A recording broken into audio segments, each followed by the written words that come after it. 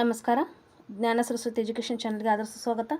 ಸ್ನೇಹಿತರೆ, GPST, HSTR, PSTRಗೆ ಸಂಬಂಧಪಟ್ಟಂಗೆ model question ಪೇಪರ್ಗಳನ್ನು ಬಿಟ್ಟಿದ್ದರು. ಸೊ ಇವತ್ತಿನ ಈ ಒಂದು ಕ್ಲಾಸಿನಲ್ಲಿ ನಾನು HSTR ಸೋಷಿಯಲ್ ಸೈನ್ಸ್ ಕ್ವಶನ್ ಪೇಪರನ್ನು ಬಿಡಿಸ್ತಾ ಹೋಗ್ತೀನಿ. ಈಗಾಗಲೇ GPSTR ಕ್ವಶನ್ ಪೇಪರ್ಗಳನ್ನು ಬಿಡಿಸಿದ್ದೀನಿ. ಪ್ರಮುಖವಾಗಿ 2 ಪಾರ್ಟದಲ್ಲಿ ಬಿಡಿಸಲಾಗಿದೆ. ಸೊ ಇದು HSTR model question paper social science ಅಂತಂದೇ ಹೇಳಬಹುದು. ಓಕೆ, 2026ರ ನೇಮಕಾತಿಗೆ ಸಂಬಂಧಪಟ್ಟಂಗೆ ಇಲಾಖೆ ಬಿಟ್ಟಂತಹ ಒಂದು ಪ್ರಶ್ನೆ ಪತ್ರಿಕೆ ಅಂತಂದೇ ಹೇಳ್ಬೋದು. ಇಲ್ಲಿ ಮೊದಲ ಪ್ರಶ್ನೆಯನ್ನು ಗಮನಿಸ್ತಾ ಹೋಗೋಣ. ನ್ಯಾಚುರಲ್ ಹಿಸ್ಟೋರಿಯಾ ಎಂಬ ಕೃತಿಯನ್ನು ಬರೆದವರು ಯಾರು ಅಂತಂದಿದೆ. ಪ್ಲೀನಿ. Okay, next question. ಪಾರ್ಶ್ವನಾಥರು ಬೋಧಿಸಿದ 4 ಮಹಾತತ್ವಗಳಿಗೆ ಸಂಬಂಧಿಸಿಲ್ಲದಿರುವುದು ಅಂತಂದು ಕೇಳಿದ್ದಾರೆ. ಅಹಿಂಸೆ, ಸತ್ಯ, ಅಪರಿಗ್ರಹ, ಬ್ರಹ್ಮಚರ್ಯ ಅಂತಂದಿದೆ. ಸೊ ಬ್ರಹ್ಮಚರ್ಯ ಇದು ಮಹಾವೀರರ ಒಂದು ಬೋಧನೆ ಅಂತಂದು ಹೇಳ್ಬೋದು. ಆಪ್ಷನ್ 4 ರೈಟ್ ಆನ್ಸರ್ ಆಗುತ್ತೆ. Next question. ಕೆಳಕಂಡ ಹೇಳಿಕೆಗಳನ್ನು ಓದಿರಿ ಹಾಗೂ ಸರಿಯಾದ ಹೇಳಿಕೆಯನ್ನು ಆಯ್ಕೆ ಮಾಡಿ ಅಂತಂದಿದೆ. ನಗರ ಯೋಜನೆ ಸಿಂಧೂ ನಾಗರಿಕತೆಯ ಒಂದು ವಿಶಿಷ್ಟ ಲಕ್ಷಣ. ಹೌದು. ಸ್ನಾನದ ಕೊಳ ಮಹೇಂಜೋದಾರದಲ್ಲಿದೆ. ಇದು ಕೂಡ ಸರಿಯಾಗಿದೆ. ಬಟ್ ಇಲ್ಲಿ ಕಾಲಿಬಂಗನ್ ಗುಜರಾತ್ ಅಂತಂದು ಐತಲ್ಲ, ಇದು ತಪ್ಪು ಅಂತಂದು ಹೇಳ್ಬೋದು. ಕಾಲಿಬಂಗನ್ ರಾಜಸ್ಥಾನದಲ್ಲಿ ಕಂಡು ಬರುತ್ತೆ. ಸೊ ಹಂಗಾಗಿ ಇದು ರಾಂಗ್ ಇದೆ. ಸೊ ಇಲ್ಲಿ 1 ಮತ್ತು 2 ಮಾತ್ರ ಸರಿ. Okay, next question. ಹೊಂದಿಸಿ ಬರೆಯಿರಿ ಇದೆ. ಪ್ರಾರ್ಥನಾ ಸಮಾಜ, ಸತ್ಯಶೋಧಕ ಸಮಾಜ, ಆರ್ಯ ಸಮಾಜ, ರಾಮಕೃಷ್ಣ ಮಿಷನ್ ಅಂತಂದಿದೆ. ಇಲ್ಲಿ ಮ್ಯಾಚ್ ಮಾಡ್ತೇನೆ ನಾನು. ಪ್ರಾರ್ಥನಾ ಸಮಾಜ ಅಂತ ಬಂದಾಗ ಆತ್ಮಾರಾಮ್ ಪಾಂಡುರಂಗ್ ಬರ್ತಾರೆ. ಸತ್ಯಶೋಧಕ ಸಮಾಜ ಜ್ಯೋತಿಬಾ ಫುಲೆ, ಆರ್ಯ ಸಮಾಜ ದಯಾನಂದ ಸರಸ್ವತಿ. ಓಕೆ, ರಾಮಕೃಷ್ಣ ಮಿಷನ್ ಸ್ವಾಮಿ ವಿವೇಕಾನಂದರು. 1ನೇದಕ್ಕೆ 3ನೇದ್ದು ಎಲ್ಲಿದೆ? ಇಲ್ಲಿ ಇದು ಬರೋದಿಲ್ಲ, ಇದು ಬರೋದಿಲ್ಲ. 1ನೇದಕ್ಕೆ 3ನೇದ್ದು ಸತ್ಯಶೋಧಕ ಸಮಾಜ. 4ನೇದ್ದು ಆಪ್ಷನ್ 4 ಸರಿಯಾದ ಉತ್ತರ ಆಗುತ್ತೆ ನೋಡಿರಿ. ಸರಿಯಾದ ಹೇಳಿಕೆ ಅಂತ ಗಮನಿಸ್ಕೊಂಡಾಗ ಆಪ್ಷನ್ 4. Okay, next question. ಅದರಲ್ಲಿ ಪ್ರಾರ್ಥನಾ ಸಮಾಜ ಆತ್ಮಾರಾಮ್ ಪಾಂಡುರಂಗ್, ಸತ್ಯಶೋಧಕ ಸಮಾಜ ಜ್ಯೋತಿಬಾ ಫುಲೆ, ಆರ್ಯ ಸಮಾಜ ದಯಾನಂದ ಸರಸ್ವತಿ, ರಾಮಕೃಷ್ಣ ಮಿಷನ್ ಸ್ವಾಮಿ ವಿವೇಕಾನಂದರು. So option 4 is right answer. Okay, next question. ಮನೆತನಗಳನ್ನು ಕಾಲಾನುಕ್ರಮದಲ್ಲಿ ಬರೀದಿ ಅಂತಂದಿದೆ. ಖಿಲ್ಜಿ, ಸೈಯದ್, ಗುಲಾಮಿ, ತುಘಲಕ್ ಅಂತಂದಿದೆ. ಇಲ್ಲಿ ಫಸ್ಟ್ ಒಂದು ಬರ್ತಕ್ಕಂಥದ್ದು ಗುಲಾಮಿ ಸಂತತಿ, ಆಮೇಲೆ ಬರ್ತಕ್ಕಂಥದ್ದು ಖಿಲ್ಜಿ ಸಂತತಿ, ಆಮೇಲೆ ತುಘಲಕ್ ಬರುತ್ತೆ, ಆಮೇಲೆ ಸೈಯದ್ ಬರುತ್ತೆ, ಆ್ಯಂಡ್ 5th ಒನ್ ಲೋಧಿ ಬರುತ್ತೆ. ಸೊ ಲೋಧಿ ಕೊಟ್ಟಿಲ್ಲ ಇಲ್ಲಿ. ಓಕೆ, ಸೊ ಇಲ್ಲಿ ರೈಟ್ ಆನ್ಸರ್ ಬಂದುಬಿಟ್ಟು ನೋಡಿ, ಮೊದಲಿಗೆ ಗುಲಾಮಿ ಬರುತ್ತೆ, 3ನೇದಲ್ಲಿದೆ. 3 ಕಡೆ ಇದೆ. ಆಮೇಲೆ ಗುಲಾಮಿ ಆದಮೇಲೆ ಖಿಲ್ಜಿ ಬರುತ್ತೆ. ಸಿ ಎ ಆಗಬೇಕು. ಗುಲಾಮಿ ಆದಮೇಲೆ ಖಿಲ್ಜಿ ಆದಮೇಲೆ Tughlaq. So option 1 right answer ಆಗುತ್ತೆ ನೋಡಿ. 5ನೇದಕ್ಕೆ ಆಪ್ಷನ್ 1 ಸರಿಯಾದ ಉತ್ತರ. Next question. ವಿಜಯನಗರ ಸಾಮ್ರಾಜ್ಯವನ್ನು 4 ಮನೆತನಗಳು ಆಳಿದು. ಹೌದು. ತಾಳಿಕೋಟೆ ಕದನ 1565ರಲ್ಲಿ ನಡೆಯಿತು. ಡೊಮಿಂಗೋ ಪಯಾಸ್ ಇಟಲಿ ಪ್ರವಾಸಿಗ. ವಿಜಯನಗರ ಸಾಮ್ರಾಜ್ಯದ ರಾಜಧಾನಿಯಾಗಿದ್ದ ಹಂಪಿಯು ಈಗಿನ ಬಳ್ಳಾರಿ ಜಿಲ್ಲೆಯಲ್ಲಿದೆ ಅಂತಂದಿದೆ. ಇಲ್ಲಿ 6ನೇದಕ್ಕೆ 2 ಹೇಳಿಕೆಗಳು ಮಾತ್ರ ಸರಿಯಾಗಿದವು ಅಂತಂದು ಹೇಳಬಹುದು. ಡೊಮಿಂಗೋ ಪಯಾಸ್ ಇಟಲಿ ದೇಶ ಅಲ್ಲ. ಮತ್ತಿನ್ನು ವಿಜಯನಗರ ಸಾಮ್ರಾಜ್ಯ ಇದು ಹಂಪಿ ಅಲ್ರಿ. ಪ್ರಮುಖವಾಗಿ ಇದು ವಿಜಯನಗರ ಒಂದು ಹಂಪಿ ಈಗ ಪ್ರಸ್ತುತ ಏನಂದರೆ ವಿಜಯನಗರ ಜಿಲ್ಲೆಯಲ್ಲಿ ಕಂಡುಬರುತ್ತೆ. ಅಂದರೆ ಈಗಿನ ಬಳ್ಳಾರಿ ಅಂತ ಕೊಟ್ಟಿದ್ದಾರೆ. ಬಳ್ಳಾರಿ ಆಗೋದಿಲ್ಲ.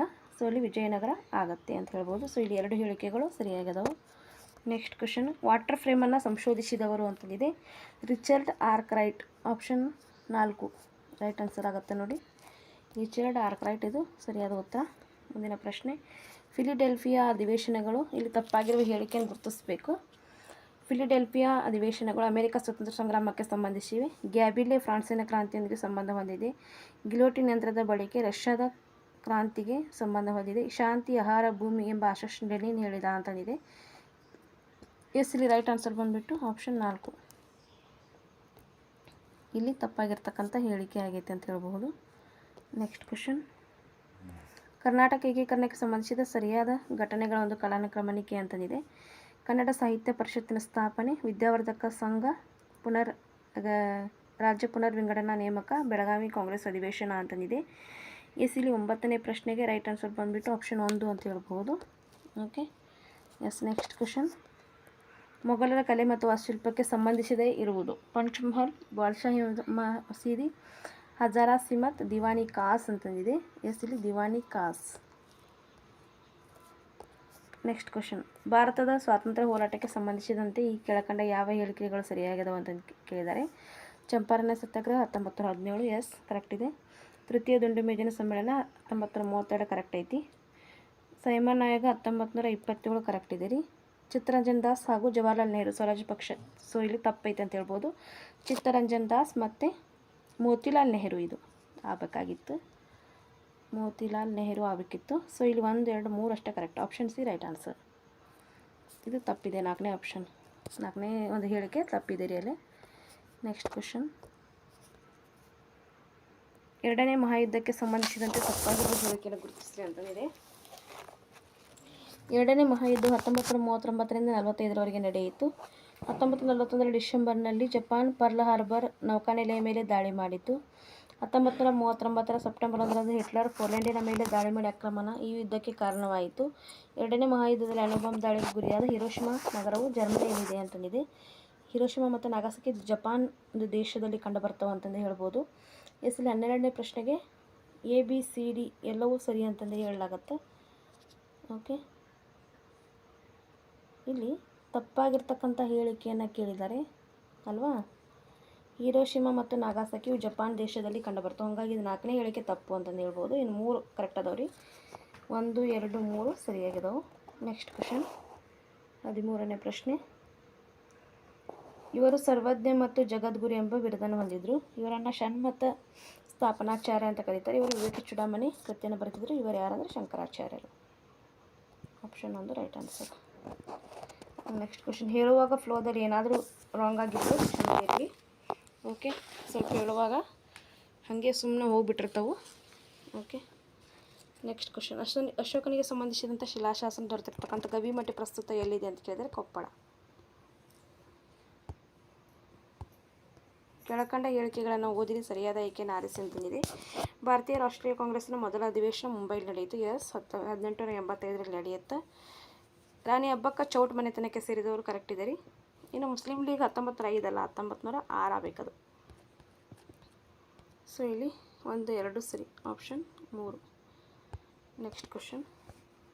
ರಜಪೂತರ ವಿವಿಧ ಮನೆತನಗಳು ಹಾಗೂ ಅವುಗಳ ಆಳ್ವಿಕೆಗೆ ಸಂಬಂಧಿಸಿ ಸ್ಥಾಪಕರುಗಳನ್ನು ತಪ್ಪಾಗಿರುವ ಜೋಡಿಯನ್ನು ಗುರುತಿಸಿ ಅಂತಂದಿದೆ. ಗಢವಾಲರು ಉಪೇಂದ್ರ ಕೃಷ್ಣ ರಾಜ, ಗುರ್ಜರ ಪ್ರತಿಹಾರ ಹರಿಶ್ಚಂದ್ರ, ಚಂದೇಲರು ನನ್ನಕ, ಸೋಲಂಕಿಯರು ಮೊದಲನೇ ಮೂಲ ರಾಜ ಅಂತಂದಿದೆ. ಇಲ್ಲಿ ಫಸ್ಟ್ ಆಪ್ಷನ್ ತಪ್ಪಿದೆ ನೋಡಿ. ಗಢವಾಲರು ಚಂದ್ರದೇವ ಬರುತ್ತಾ. ಓಕೆ, ಇನ್ನು ಉಳಿದಂಗೆ ಗುರ್ಜರ ಪ್ರತಿಹಾರರು ಹರಿಶ್ಚಂದ್ರ, ಚಂದೇಲರ ನನ್ನಕ, ಸೋಳಂಕಿಯರು ಮೊದಲನೇ ಮೂಲ ರಾಜ 3 ಕೂಡ ಸರಿಯಾಗ್ಯದ. Next question. ಭಾರತದ ಪ್ರಮುಖ ಶ್ರೀ ವೈಷ್ಣವ ಮಠವಾಗಿರತಕ್ಕಂಥ ಅಂಡವನ್ ಮಠ ಇರುವ ಸ್ಥಳ ಕೇಳಿದರೆ ಕಾಲಡಿ, ಕಾಸರಗೋಡು, ಶ್ರೀನಗರ, ಶ್ರೀರಂಗಮ್ಮ ಅಂತಂದಿದೆ. ಸೊ ಇಲ್ಲಿ ಪ್ರಮುಖವಾಗಿ ಶ್ರೀರಂಗಂದಲ್ಲಿ ಅಂಡವನ್ ಮಠ ಕಂಡುಬರುತ್ತೆ ನೋಡಿ. Next question. ಕಾಗೋಡು ಸತ್ಯಾಗ್ರಹ ನಡೆದ ವರ್ಷ ಕೇಳಿದ್ದಾರೆ. ಇಲ್ಲಿ ಪ್ರಮುಖವಾಗಿ ಗಮನಿಸ್ಕೊಂಡ್ರೆ 1951. ಒಂದು ಸೆಕೆಂಡ್, 1951.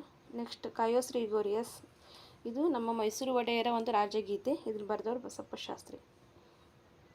ಮೈಸೂರು ಒಡೆಯರ ರಾಜಗೀತೆ ನೋಡಿ, ಕಾಯೋ ಶ್ರೀಗೌರಿ.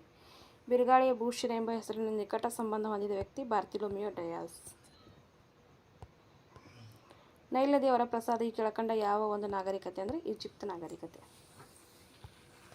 ನಳಂದ ವಿಶ್ವವಿದ್ಯಾಲಯ ಪ್ರಸ್ತುತ ಭಾರತದ ಯಾವ ರಾಜ್ಯದಲ್ಲಿ ಐತೆ ಅಂದರೆ ಬಿಹಾರ ರಾಜ್ಯದಲ್ಲಿದೆ. ಕುತುಬ್ ಮಿನಾರ್ ಎಲ್ಲಿದೆ? ದೆಹಲಿ. ಫ್ಯಾಸಿಸಮ್ ಇದಕ್ಕೆ ಸಂಬಂಧಪಟ್ಟತಿ ಅಂತ ಕೇಳಿದರೆ ಯಾವ ದೇಶಕ್ಕೆ? ಜರ್ಮನಿ, ಇಟಲಿ, ರಷ್ಯಾ, ಫ್ರಾನ್ಸ್ ಅಂತಂದಿದೆ. ಇದು ಇಟಲಿ ದೇಶಕ್ಕೆ ಸಂಬಂಧಪಟ್ಟಿದೆ. ಮುಸೋಲಿನಿ. ಭಾರತದ ಸಂವಿಧಾನ ರಚನಾ ಸಮಿತಿ ಅಧ್ಯಕ್ಷರಾದ ಡಾಕ್ಟರ್ ಬಾಬು ರಾಜೇಂದ್ರ ಪ್ರಸಾದ್. ಗಣರಾಜ್ಯ ದಿನಾಚರಣೆ ಜನವರಿ 26. ಪೌರತ್ವ ಕಾಯ್ದೆ 1955. ಭಾರತದಲ್ಲಿ ಪ್ರಸ್ತುತ ಇರುವ ಕೇಂದ್ರಾಡಳಿತ ಪ್ರದೇಶಗಳ ಸಂಖ್ಯೆ 8. ನನಗೆ ಹಿಂಗೇನಾರ ಕ್ವಶನ್ ಪೇಪರ್ ಬಂತಂದ್ರೆ ನಾ HSR ಟೀಚರ್ ಆಗಿರ್ತಾನೆ ನೋಡ್ರಿ. ಭಾರತದ ಮೊದಲ CDS ಆಗಿ ನೇಮಕಗೊಂಡವರು ಅಂತಂದಿದೆ ಬಿಪಿನ್ ರಾವತ್, ಜನರಲ್ ಬಿಪಿನ್ ರಾವತ್. ಪಂಚಾಯತ್ ರಾಜ್ ಸಂಸ್ಥೆಗಳ ವ್ಯಾಪ್ತಿಗೆ ಒಳಪಡದಿರುವುದು ಅಂತ ಕೇಳಿದರೆ ಪಟ್ಟಣ ಪಂಚಾಯಿತಿ, ಗ್ರಾಮ ಪಂಚಾಯಿತಿ, ತಾಲೂಕು ಪಂಚಾಯಿತಿ, ಜಿಲ್ಲಾ ಪಂಚಾಯಿತಿ ಅಂತಂದಿದೆ. 1950 ಬಲವಂತ ರಾಯ್ ಮೆಹ್ತಾ ಅವರ ಒಂದು ಪ್ರಕಾರ ಗ್ರಾಮ ಪಂಚಾಯಿತಿ, ತಾಲೂಕು ಪಂಚಾಯಿತಿ ಮತ್ತು ಜಿಲ್ಲಾ ಪಂಚಾಯಿತಿ ಬರ್ತವೆ, ಪಟ್ಟಣ ಪಂಚಾಯಿತಿ ಬರೋದಿಲ್ಲ. Okay, next question. ಭಾರತದ ಸರ್ವೋಚ್ಚ ನ್ಯಾಯಾಲಯದ ಕೇಂದ್ರ ಕಚೇರಿ ಅಂತಂದಿದೆ Navadehali. Supreme court located in New Delhi. Okay, next question. ಭೂಸೇನೆಯ ಮುಖ್ಯಸ್ಥರನ್ನ ಹಿಂಗೆ ಅಂತಾರ ಅಂತಂದಿದೆ, ಜನರಲ್ ಅಂತಾರೆ ನೋಡ್ರಿ, ಜನರಲ್. ನೆಕ್ಸ್ಟ್ ಕ್ವಶನ್, ಕೆಳಗಿನಲ್ಲೂ ತಪ್ಪಾಗಿರ್ತಕ್ಕಂಥ ಹೇಳಿಕೆಯನ್ನು ಗುರುತಿಸಿ ಅಂತಂದಿದೆ. ಭಾರತದಲ್ಲಿ ಮತದಾನ ಮಾಡಿ ನಿಗದಿಪಡಿಸಿರುವ ಕನಿಷ್ಠ ವಯೋಮಿತಿ 21 ಅಂತ ಇದು ತಪ್ಪೈತ್ರಿ. ಇಲ್ಲಿ ಫಸ್ಟ್ ಯಾಕಂದರೆ 18. ನೆಕ್ಸ್ಟ್ ಲೋಕಸಭಾ ಸದಸ್ಯರಾಗಲು 25 ಕರೆಕ್ಟು, ರಾಜ್ಯಸಭೆ 30, ರಾಜ್ಯಪಾಲರಾಗಲು 35, ಇದು ಸರಿ ಇದೆ. ಸೊ ಇಲ್ಲಿ ಆಪ್ಷನ್ 1 ತಪ್ಪು, ಆಪ್ಷನ್ 1 ರೈಟ್ ಆನ್ಸರ್. ತಪ್ಪಾಗಿರೋ ಹೇಳಿಕೆ ಕೇಳಿದ್ದಾರೆ. MCC ವಿಸ್ತೃತ ರೂಪ ಅಂತ ಕೇಳಿದ್ದಾರೆ, ಮಾಡೆಲ್ ಕೋಡ್ ಆಫ್ ಕಂಡಕ್ಟ್, ನೀತಿ ಸಂಹಿತೆ ಅಂತ ಹೇಳ್ತೇವಲ್ಲ ಅದು ಇದು. ಕೆಳಕಂಡ ಹೇಳಿಕೆಗಳನ್ನು ಓದ್ರಿ ಅಂತಂದಿದೆ. ಎಸ್, ಬನ್ನಿ ಓದೋಣ. ಭಾರತದ ಗಡಿಯ ಉದ್ದ 15,200 ಭೂಗಡಿ, ಎಸ್ ಕರೆಕ್ಟ್ ಇದು. ಗಾಂಧಿ ಜಯಂತಿ ಅಕ್ಟೋಬರ್ 2, ಹೌದ್ರಿ. ಕರ್ನಾಟಕ ಲೋಕಸಭೆಗೆ 1950 ಅಲ್ಲ, 1951 ಮೇ 18, ಹೌದಾ. ಇದು ನಮ್ಮ 10th ಪುಸ್ತಕದಾಗ ಐತೆ ನೋಡ್ರಿ.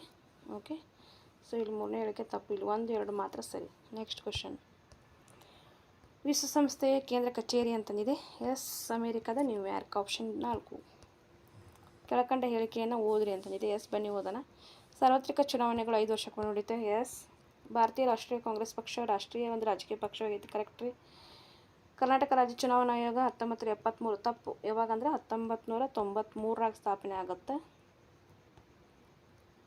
ಇನ್ನು ಭಾರತ ಚುನಾವಣಾ ಆಯೋಗ 1947 ಅಲ್ಲ, 1951.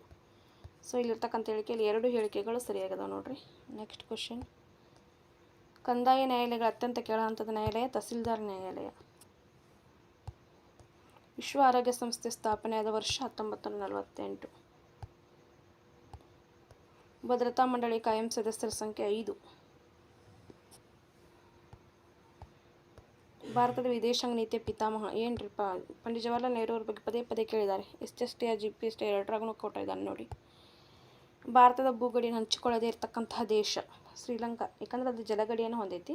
ಸೊ ಇಲ್ಲಿ ಭೂಗಡಿ ಕೇಳಿದಾನೆ ಶ್ರೀಲಂಕಾ.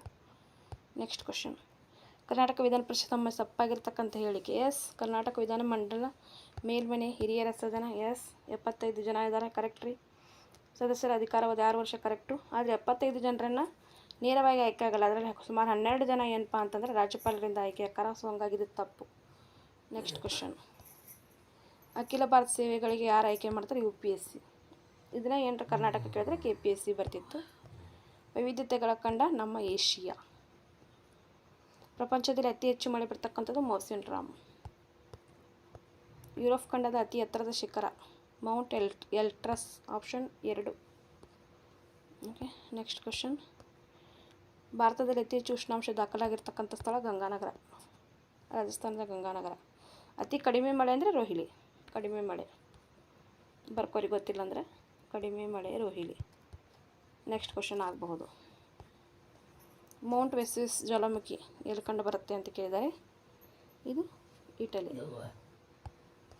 ಮರುಭೂಮಿಗಳ ಅಂಚಿನ ನುಣುಪಾದ ಹಳದಿ ಬಣ್ಣದ ಮಣ್ಣಿನ ಕಣಗಳುಳ್ಳ ಸಂಚಯನಗೊಂಡಂಥ ಪ್ರದೇಶ ಲೂಯಿಸ್ ಮೈದಾನ. ಓಕೆ, ಸೊ ಇದಾಗಿತ್ತು HSTR 2026 ಮಾಡೆಲ್ ಕ್ವಶನ್ ಪೇಪರ್ನ ಭಾಗ 1. ಭಾಗ 2 ಮಾರ್ನಿಂಗ್ವರೆಗೂ ನಾನು ಮಾಡಿ ಹಾಕ್ತೀನಿ ಅಂತಂದು ಹೇಳ್ತಾ, ಈ ಒಂದು ವಿಡಿಯೋ ಲೈಕ್ ಆದರೆ ಲೈಕ್ ಮಾಡಿ, ಜೊತೆಗೆ ನಿಮ್ಮ ಫ್ರೆಂಡ್ಸ್ಗಳಿಗೆಲ್ಲ ಶೇರ್ ಮಾಡಿ ಅಂತಂದು ಹೇಳ್ತಾ, ಥ್ಯಾಂಕ್ ಯು ಆಲ್.